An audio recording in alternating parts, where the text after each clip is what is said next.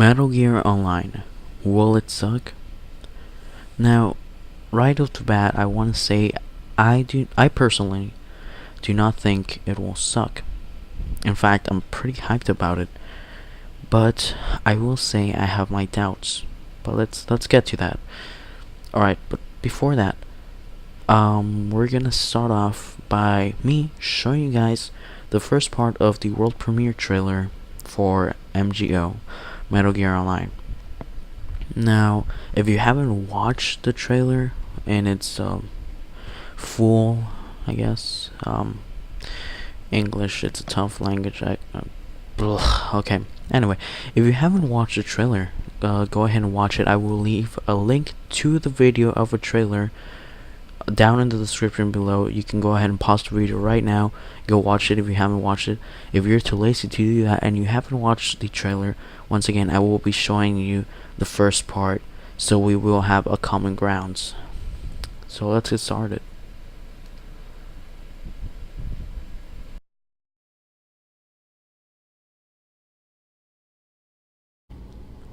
Alright, so that's it for the trailer. And from that bit that we watched, I was able to get about 9 major points. Not necessarily major, but things I want to point out nonetheless. Alright, well, essentially 10, but 9 are from the video. The 10th isn't necessarily in the video. Alright, so number one thing I noticed was character customization. Pardon my bad language skills. Alright, so once again, it seems like we will be able to customize our characters. I'm pretty sure there are more options this time around.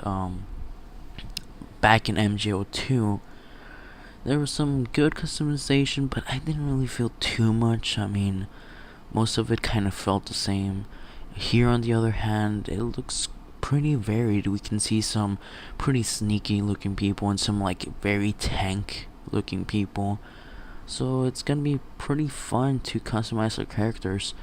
Although I'm not sure, but I didn't really see any female characters, but I'm pretty sure there will be, like in MGO2. I don't know if there were any in MGO1. I didn't play MGO1, I think I said N. Alright, number 2, the second thing I noticed was playable heroes are back. So in MGO2, because that's the one I played, I never played MGO1. In fact, I didn't know there was one prior to MGO2. Alright, so in MGO2, if you did really good, in fact, yeah, I'm pretty sure it was not random. I think it was, if you were the best player in your team, you had a good chance of becoming what I would call a hero character. So let's say you're in the enemy team, or like the bad team, I guess, red team. You would be, there's a possibility of you being let's say Vamp or Ocelot, I believe that was his name. Liquid? Yeah, Liquid. Sorry, I'm not good with my character names. And of course, if you're on the good team, the blue team, you could be Snake or Raiden.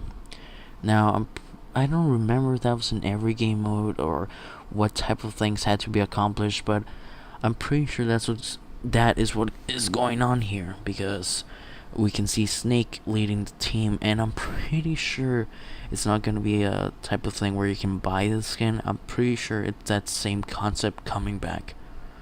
Speaking of that first scene, we can see the team has 8 players. One of them is kind of sneaky on the right corner. First I didn't see him, I was like 7? No, that doesn't make sense, but he's there.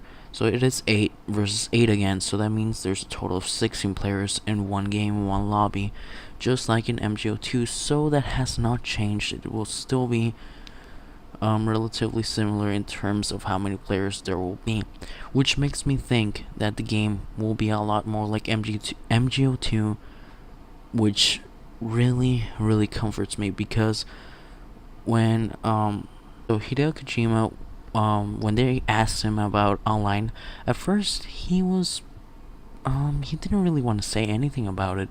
He wanted to keep lots of things secret, but later on they did interview him, as well as another worker, that was part of the people in charge of MGO3. And that's when we first found out that MGO3 will not be made in a studio in Japan. It will be made in LA, which I'll bring up later. But point is, when they were having the interview, they asked the worker, um, I, I forget what position he had, but point is, he was one of the head people working on the MGO project, and they had asked him, what about the free world elements, because they had already heard that Phantom Pain was gonna have free roaming, free world, open world, that type of stuff. And they said that MGO might have those elements, that MGO might be open world. At first, I really did not want that. I still kind of don't, because I really do want it to be as perfect as MGO 2. And of course, I don't want to be too close. Like, I don't want to have my opinions very close. I would kind of like to try it. Like, maybe there can be a free roam option, maybe. But I really don't want it to change the game and make it open world. I would really hate MGO 3 to change so much from MGO 2. Because I believe MGO 2 was a perfect game. Alright, so it's good to see that it's 16 players again. So hopefully it will still have maps of really good size, not too small, not too big, good size. So that's very good to see 16 players. Also, as Snake is leading them, you can see that he's running pretty fast, and meanwhile his other team, the other squad, is going pretty slow. They're actually being sneaky, just like in MGO2. You would be very sneaky. The game MGO is known for being quite tactical. It is a tactical espionage game, and seeing Snake and his group, actually I think he was going with just one other person. Ah, oh, damn it, plane, do you have to fly over my house right now as I'm recording? What the fuck? Okay, no, but seriously, back to the topic.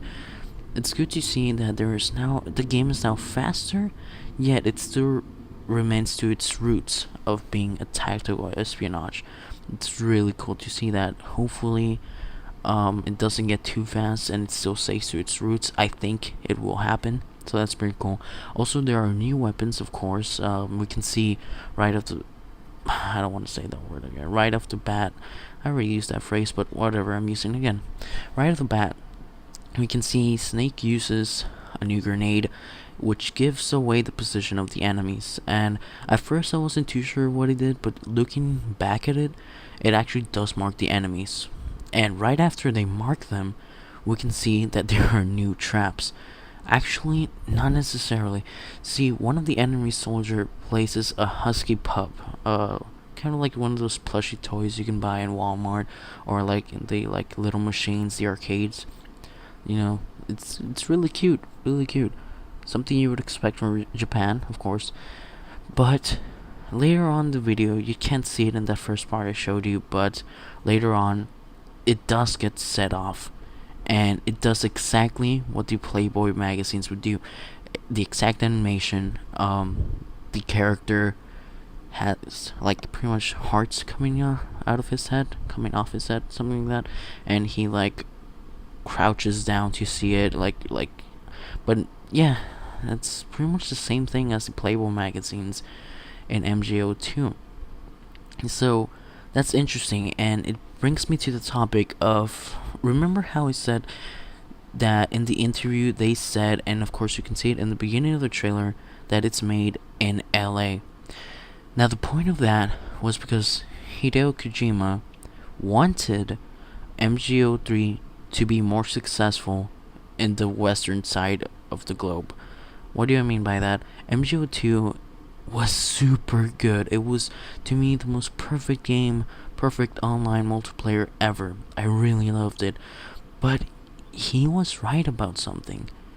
It was not popular at all over here in the West. It was not at all. I mean, sure, there were lots of players, but in relatively, when you compare it to the players playing like Call of Duty or something like that, there are almost none. The game was so unknown. In fact, people that played Metal Gear Solid 4 Guns of the Patriot didn't even know there was MGO. They didn't even know about it. Why? Because even though MGO came with Metal Gear Solid 4, it was also a standalone title, but it only did good in Japan. So because of that, Hideo Kojima wanted for the western side to like MGO3, so he decided, hey, we should bring the production of MGO3 to the US, to LA. And so that's why they're developing it there. And now we can see that there's westernization going on. Instead of a Playboy magazine, which is very, it's completely normal if you think about it from Japanese standards. It really is. It's nothing out of the league at all. It was normal. But if you think about it, the western side of the world, they might not think it's too normal. So they really thought about those things and they changed that trap. It's the same trap. It's just went from a Playboy magazine to a really cute husky puppy plush toy. They're just fine with me, of course. I really have nothing against it. That's pretty funny. It was really cute. I was like, oh, when I first saw it, it's really cute. But that's what's starting to worry me. Not necessarily that they're changing small stuff like that. I'm totally fine with that. But the whole westernization thing, it does worry me. But I'll get to that later. I still have a few more points to talk about from the part of the trailer I showed you.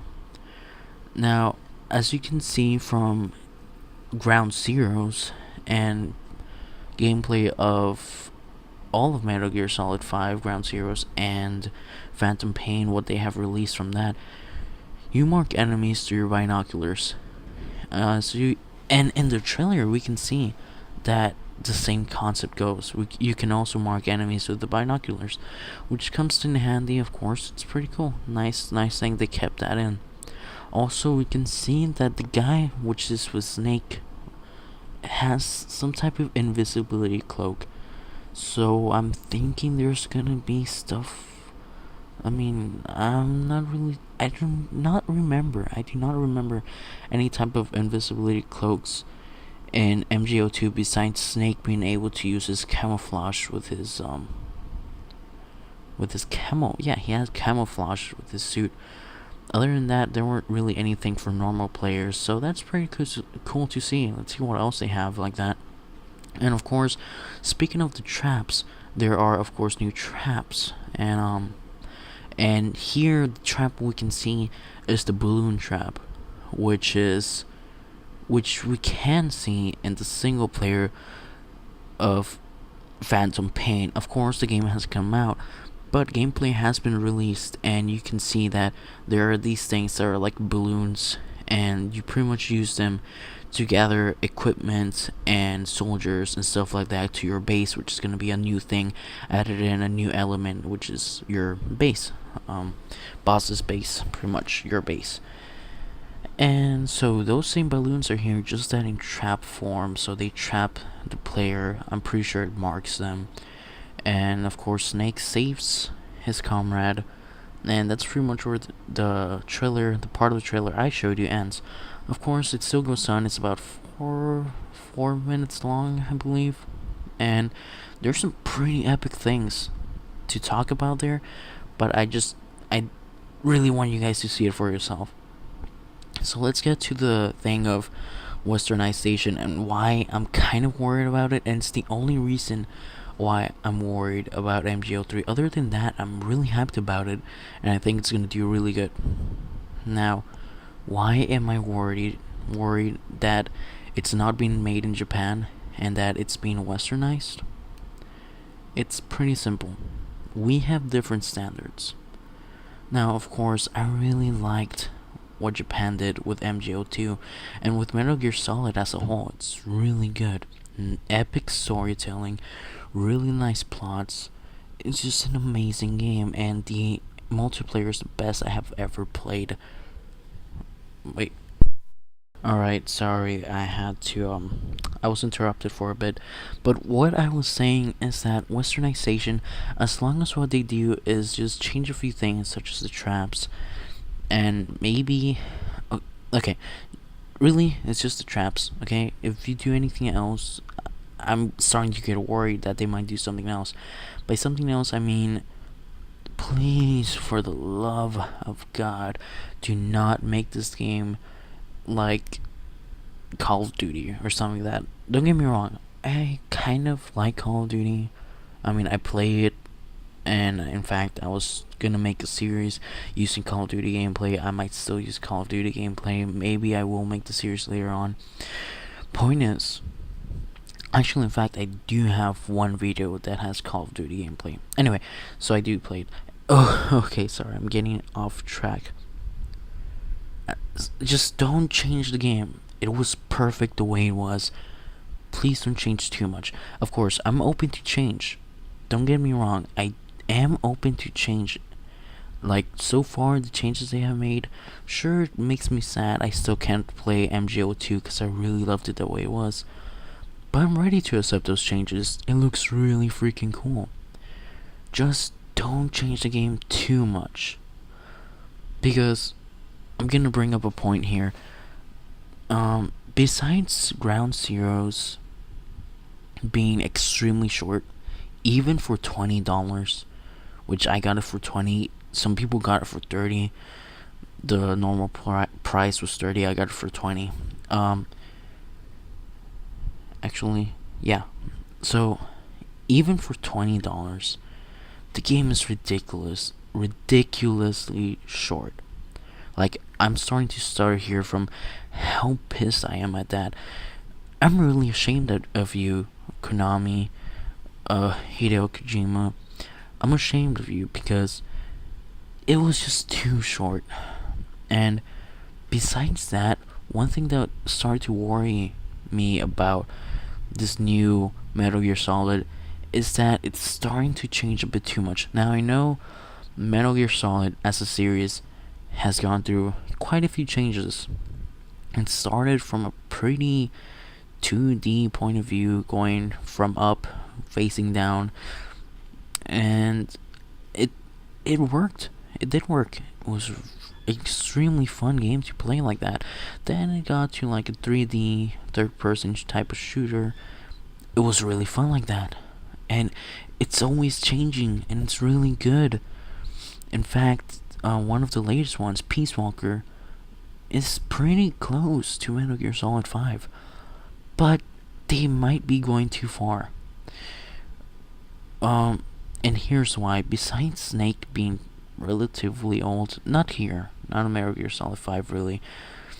In Metal Gear Solid 4 he was ridiculously old, but in Metal Gear Solid 5 he's not that old. Actually, I'm pretty sure that's Boss. I'm pretty sure. Anyway, besides the fact that he's kind of old, it doesn't really. Okay, taking in the fact, not besides the fact, taking in the fact, I really don't like seeing him be able to do such parkour. Like, it's pretty cool at times, yet, like, there should be some type of limit. Slow the gameplay down just a tiny bit. I mean, it's kind of cool like the way it is, but at the same time, it reminds me too much of a game like Splinter Cell or something like that, which, in a way, are both tactical espionage games, but they have their own elements, and I believe Metal Gear Solid 5 is going a bit too close to the boundary between Metal Gear Solid and Splinter Cell. I really do think that. So, it's a fun game. It is. But I really hope they don't change it too much. Yet, then again, I am open to those changes. Most of them. Not all of them. So, as long as they don't over too westernize, I believe this game will be a huge success, like MGO2 was for me. Now, will it suck? Like I said in the beginning of the video, I don't think it will suck, as long as they keep to their roots and really keep this game to what it was. Now, let me tell you something else that worries me, and it kind of comes because of the westernizing. My main problem is that the reason I liked MGO2 so much is because of the community. It had, and to me it still has, the best community out there.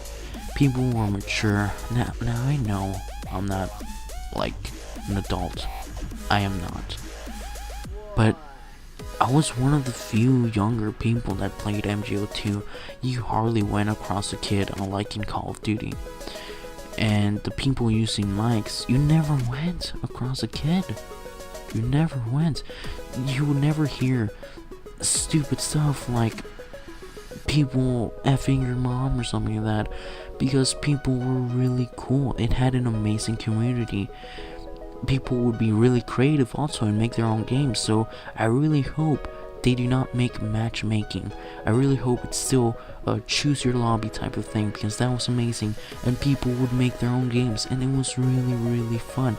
People would make games like Prison or zombies, and it was really fun. So please, community, do not change.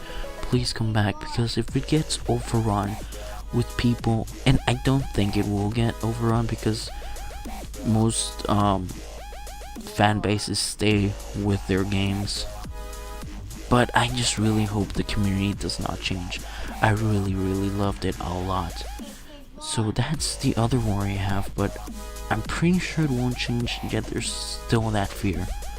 So besides those two factors of the game becoming a bit too different to what it was, and for the community to change from what it was, besides those two things, I do think the game, MGO3, as well as Metal Gear Solid 5 Phantom Pain, will be amazing and a huge success, at least for me, and for the people that actually genuinely are interested in the game, because you have to play the game. You can't just watch it. And it's really fun. It really is. So yeah, that's pretty much it. I do not think it's gonna suck, but that's my 2 cents on it. That there is a possibility of it being a bit ruined, but I believe I'm trusting Konami. I'm trusting them that this game is gonna be as good, if not better, than Metal Gear Solid 4, and then MGO2, and even MGO1. So that's my 2 cents on it, and I hope you liked the video. If you want, just like, comment, subscribe. I really don't know. Because I'm really starting to think about it here. But yeah, that's my 2 cents. That's really all I have to say. Yeah. Also, if you're still watching and you're interested and you liked for some reason what I'm saying, I am planning to play MGO3 on this channel and planning to make it my main thing, because first off, MGO in general, Metal Gear Solid in general, it's not a very popular game, or at least over here in the West, in the US. So there aren't that many YouTubers. Then again, there's probably gonna, since there's a lot of press going on about MGO3 and Metal Gear Solid 5, unlike that there was for MGO2 and Metal Gear Solid 4, I think more YouTubers are gonna pay attention to it and make it. But I really hope I can be a good MGO3 YouTuber, because I really want to make it my main, really. I wanna make it something part of this channel, a main thing in this channel, not just a 3-episode series. I want to make it something I can do every week. So if you're excited for Metal Gear Solid 5, if you agree with me, if you're excited for MGO3, if you're part of the MGO2 community, or you're just part of the Metal Gear Solid community in general, then go ahead and subscribe if you're as stoked as I am, because I am very stoked, and I will make videos, and I will freaking wreck every noob out there. Because one thing about MGO3, since it's more popular, more noobs, more XP. So this is me, Awesome Dude, logging off.